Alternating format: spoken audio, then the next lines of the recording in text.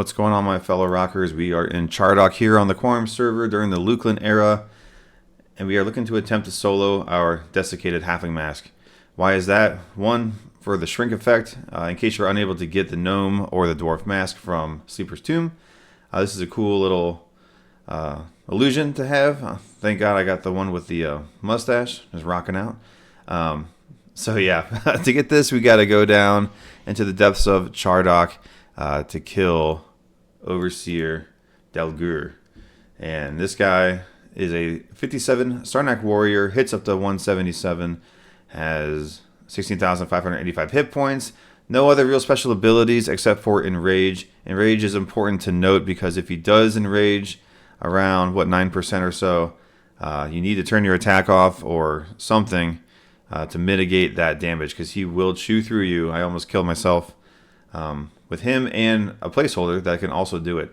So looking at his loot table, the Desiccated Halfling Mask, if we get him to spawn, this is a 5% chance drop. So I got a few rings, cloak, definitely a dagger. I get excited when he's not holding the dagger because that means he is going to then drop one of the other three. And cool. And then he can drop all kinds of other things as well. So in total, I've killed 15 of these placeholders of the Scarred Overseer. He's a little bit lower level, 55, hits up to 157, 14,275 hit points. No other magical abilities, no casting or anything like that. Doesn't drop anything else of note besides possible spells and anything that you see on the loot table. Cool. And then another placeholder can be the Veteran Overseer. He is level 56, so he's a step up from the Scarred Overseer. Hits up to 165, 15,430 hit points. And he can also enrage, so be very careful with this mob. And then, of course, his loot table is also all this stuff. One other last little tidbit for the Overseer himself. He can also drop a piece of the medallion for your Vishane's Peak key, just if you're interested. But cool.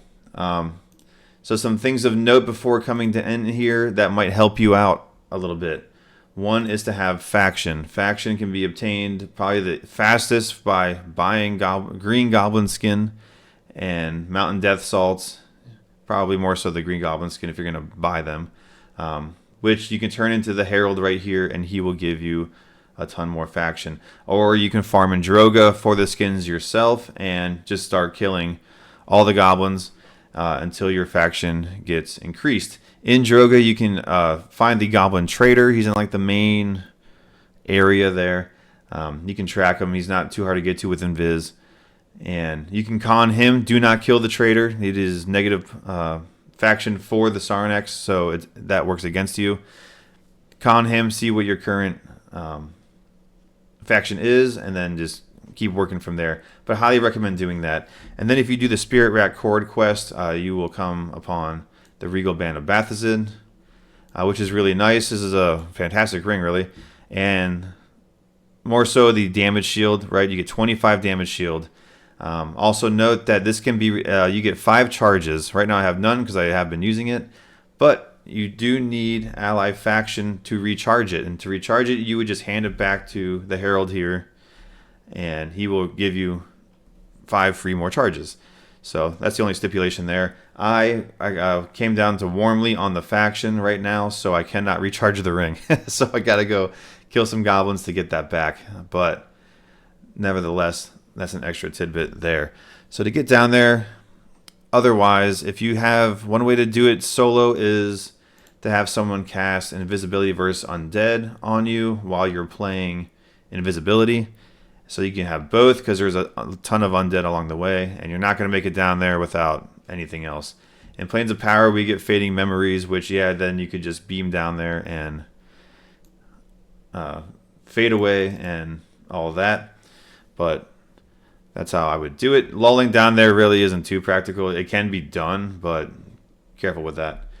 So cool, into the map. How do we get there? I'm going to zoom in on this so we don't get lost.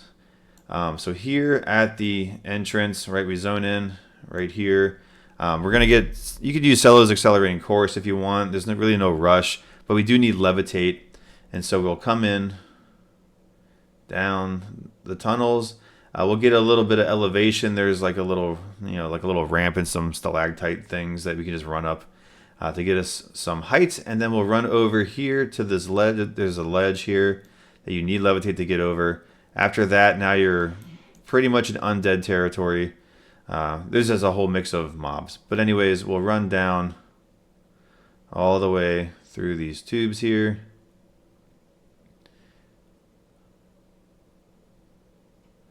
All the way down. We'll get to this little fork here. We'll get to this checkpoint here where there's the herbalist house is right here. But cool. That's like a nice little checkpoint there. And then right over here to this spot right here. And that's where our placeholder will be. We can fight him solo. He will try to run also at lower health. So be ready, and I will show that in a moment. There are 2 ads. Actually, here I'll just do them in blue. There are 2 potential ads if he runs over here. There's the 2 like little dogs or whatever they're called. And then there is some skeletons in this room over here. There is no reason to go in there or fight them. But if you pull your placeholder or named out, this one will aggro. And most of the time he's not charmable. So I tried some charm. Doesn't really work. So then Membler and hopefully get him pinned up against the wall and all of that. There's also another ad over here. If you want to take him out and then fight over here somewhere, then cool. I mean, I don't think it's necessary. I haven't done it at all. So that's all I really got. This other map was just the bottom part over here. Once we transition down lower, that's all this was showing is we just keep coming down over here. Same exact thing to the spot. So cool. So we'll get out and we will run down. Alright, so we got Levitate on. We get Accelerating Chorus on. Get your drum on, boys. We are running in. Alright, so from the entrance right here, we just come on down.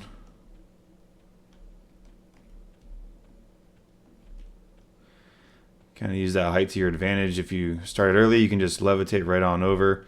Otherwise, you can run up these like little stalagmite things or whatever they're called. They gain some height, and then we want to come over right to this ledge. So we get over here, right? And all we got to do is pretty much go straight down, all the way down.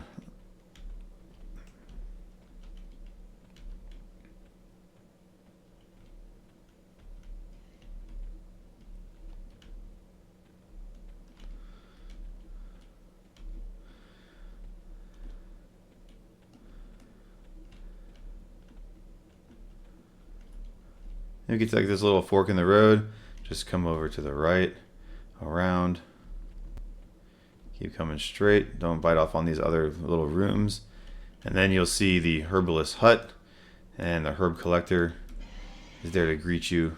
And you just keep coming down to the right, and you'll see the 2 Chardok dogs or whatever, and then we come up to the Scarred Overseer. So this is our placeholder, and this is where we're going to set up shop.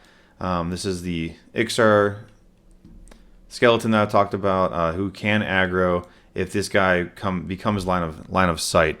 So I can start doing things like if I cast, it's not a big deal. But once the placeholder or the name steps out beyond the wall, he will aggro. So just be ready. Also around the corner over here, there is another little lasher or whatever it is. So yeah, you could pull around the wall. I don't know. I never tried charming this guy, so I'm not sure. Maybe that would have worked too. But then in that case, then you would just lull this one, and then you can fight him in here. So that's another option for you. But pretty much that is it. One way, another good reason to have faction is because if I do get in a bind or if I do get ads I just can't handle at the moment, which has happened. I've gotten the 2 dogs. I was still able to mez everything and just beeline it back to the zone out. So to do this reverse, just practice that a few times because you can get lost, and if that happens, well, they're probably going to catch you and get you down, plus all the other ads that you'll then have. So be mindful. So basic song lineup here. I'm going to switch out. Not that one. not that one. Here we go. So I'm just using Dreams of Aeone, Brusco's Bombastic Bellow for a little bit of extra damage, Settlers Constant Chain for the slow and snare. Definitely want that snare on. Elsia's or Cantata, War Song for damage, shield, and attack. Or sorry, this is for your haste or attack. McVaxius for your damage, shield, and attack, and then Psalm for your damage, shield, and then Denon's Desperate Dirge for that extra initial blast of DPS. So cool. Using basic weapons, I will use my clickies, everything that I got for the fights. And let's see, what else? What I'll typically do here, so just to get right into it, even with no buffs or anything like that, what I'll do is I have weapons equipped. I will come in first and mez, and I do that just so I can get a pre-slow on him. I'll hit him with Dirge and then right back into it. So my melody will just be, the basic snare first and then damage, shields, and just getting up into that. I also have my Breath of Harmony clicky, so that helps out too. I could just kind of click that in between my melody. So when I do run melody, let's see, right without nibs, and I can then start spamming my key and it'll put nibs into my in between the melody rotation, right? And I can do that whenever I want. So I can just click it again, boom, and always maintain it. Anyways, so cool. For healing, what I discovered is at least with Dreams, you can hit him with mez. Always double mez on the first mez so that he doesn't get memblered and then starts regenerating. So always on the first one, hit him with a double mez, and then you get hit your Cantata or whatever that with your nibs, and then using Singing Steel Breastplate, you can get one shot of that to give you an extra 100 hit points on top, plus a fungi staff and whatever else you got. Helps out with healing quite a bit. So anyways, let's get into how I kind of do this. Be mindful that if he starts running, he can run one of two different ways. He can run out, coming out this way. So be careful with that. You'll get the ad, of course, and then most of the time he will just start pathing up this way and just beeline right for these dogs, and they hurt. They will eat you pretty quick. So I'll show that here in a moment. So I always get in close to get rid of that line of sight, right? Always stay close. Cool. Back against the wall with Dreams so that it pushes the mob towards the wall. I will now get snare on and basically just get a dirge while running in, and then we can kind of push them back up against the wall and stay close. So that's kind of it. And then you can hit him with Bruscos or whatever, if I'm not stunned. For a little bit of extra, the Scarred Overseer is definitely the easiest, and it just gets harder with the veteran, and then of course Mr. Dal'Guur himself. So another very helpful macro is to have your snare on its own melody. Once he gets lower, you don't want him running, and you will get resist, so be ready. Once he gets down to about 20%, I just hit that melody, and it will just start chain snaring. You just don't want him breaking, and you'll know what I mean once you start doing this cycle. Very important. So these guys do hit hard. They will get you down. The veterans and Overseer will take me all the way down. I will have to heal up, and I know that many others will also have to heal up as well. So in case of that happening, all I'll do is hit him with Dreams, right with your back to him, and then I can double Dreams. Double Dreams. Cool. And then I can start twisting. And in this case, I can do like my Invigorate for my Singing Steel Breastplate, and then get that mez back on.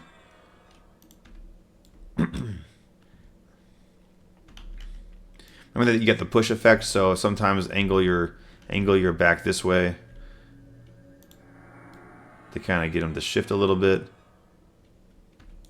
right? And I can just heal right on up, and then I'll swap back out, right?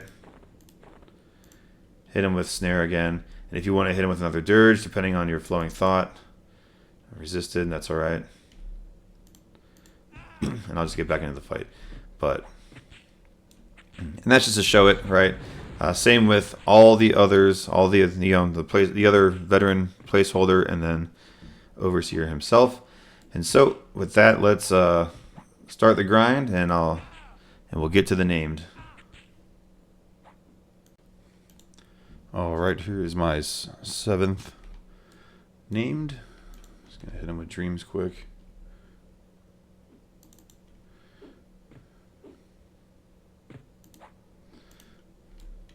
And that's just so I can get him with a pre-slow and then a dirge here.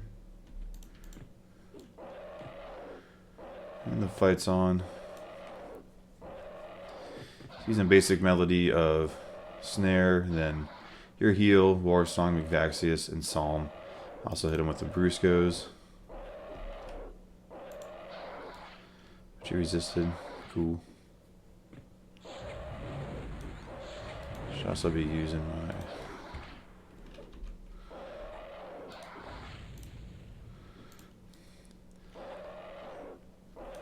my ring for the extra damage shield. Gives you the Aegis of the Bathazid.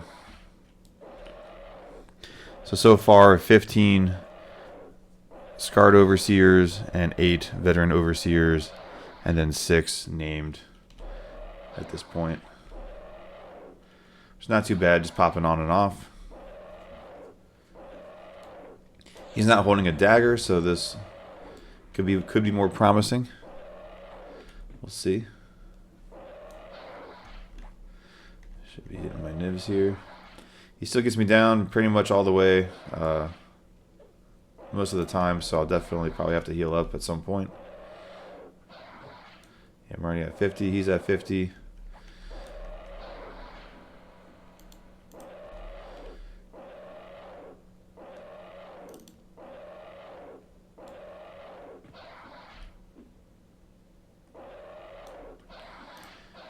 Resisting snare, which is my slow right now.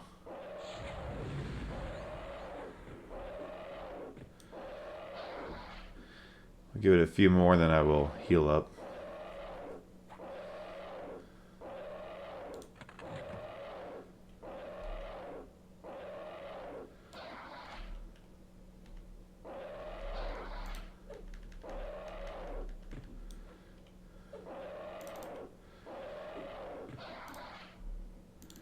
Hit him with double dreams so he doesn't get the regen component.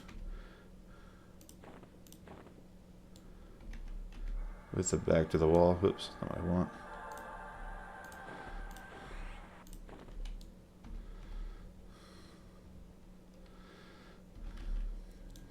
So in between my mezzas, I can do, Elsias or Cantata, do a click of Breath of Harmony, and then into my Singing Steel Breastplate.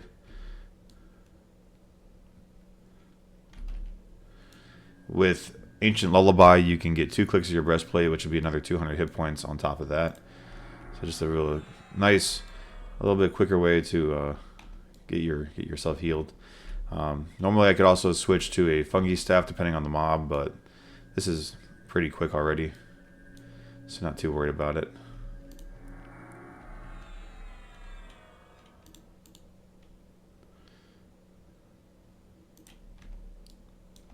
Actually, no, that's fine. I'll just start the fight again here.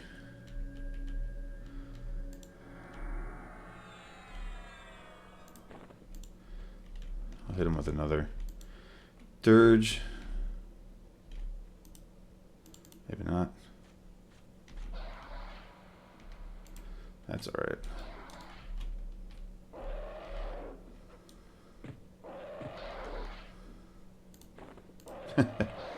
Messed that one up.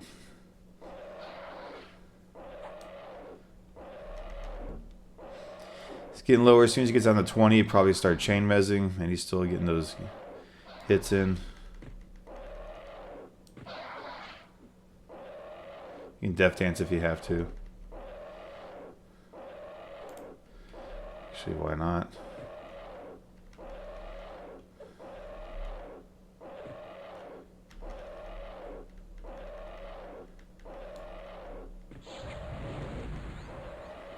Salandrite Dagger procs are very, very nice. Oh no, come on. It's alright, kind of angle back to kind of push them. And then, yeah, my snare chain melody is very useful for this, for any resists. Bad timing on that as well.